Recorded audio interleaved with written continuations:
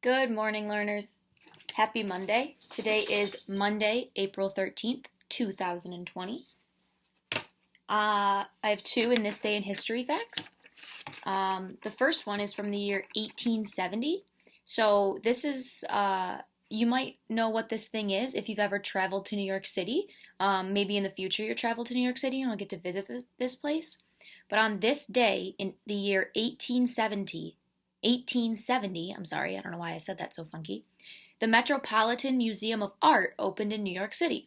The Metropolitan Museum of Art has lots of different displays. It's a big building with big front steps that go up to it. It's a museum of art, and they have really cool traveling displays. So maybe you've been to the Metropolitan Museum of Art in New York City. Maybe you haven't. Maybe you can go there someday. But it opened this day in history in 1870. And this day in history in the year 1928, the first nonstop flight from Europe to North America was flown. So that was the first time an airplane was able to make it all the way from Europe to North America. They actually landed in Canada because remember, Canada is on the continent of North America. So it was the first time a flight was ever able to go from Europe to North America without having to stop for fuel or anything. So that's really cool. Moving on. A question for the day. It is again a would you rather question. Okay. Would you rather travel into the past or travel into the future?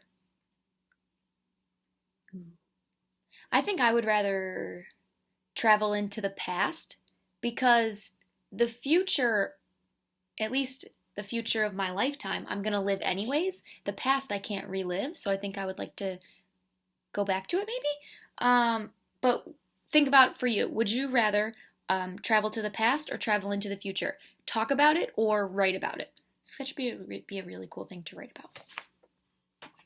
Our mindful moment of the day helps us be aware of our personal space. So especially when we're living in close quarters with people for extended periods of time, sometimes we can find that having our own space and having time to ourselves is really beneficial. So this is called your own bubble, and this helps you become aware of your body and the space around your body and how you are in relation to others.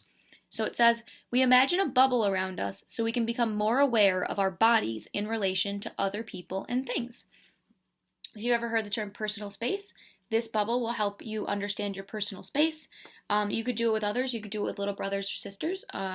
Usually as we get older, we become more aware of personal space. But when we're younger, we might not be as aware of it. So if you have younger brothers or sisters, you could do this activity with them. So first, you talk about a bubble, what a bubble looks like, the shape of a bubble. I know you as fifth graders know that, but if you're doing this with a younger sibling, talk about what a bubble looks like. And then you're going to put an imaginary bubble around your body. It could be as far out as your arm's length, or it could be as far out as your elbow's length. And you want to put that imaginary bubble around your whole body. And then you want to think about, so how far out can you reach without being outside of your bubble? How close can you stand to things without popping your bubble? How close can you stand to another person in their bubble? So think about it. If you have this much space outside of you, and another person has this much space outside of them, how close to them can you stand while still maintaining your bubble space and your personal space? And then what you can do is you could play a game like you could play freeze dance where you have music playing and then you're moving around, but you have to be mindful of your bubble. You can't pop your bubble, so you can't get too close to something or too close to someone else. And then when the music stops, you have to freeze in your bubble. That could be something fun to do. But it just makes us more aware of our space and how close we are to things and how in control of our bodies we are. So that's our mindful moment for the day. Today is the first day of the first week of our new learning format. So on Google Classroom, the DeWitt 5th grade Google Classroom, there is a weekly learning plan that all the 5th grade teachers put together.